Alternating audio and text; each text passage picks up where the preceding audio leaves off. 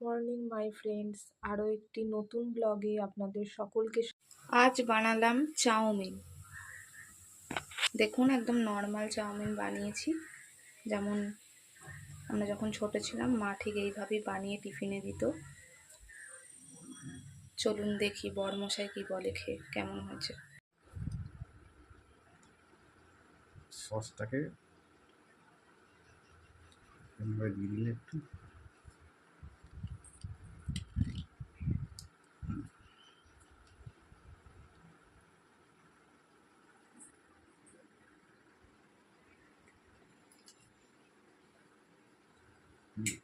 কেমন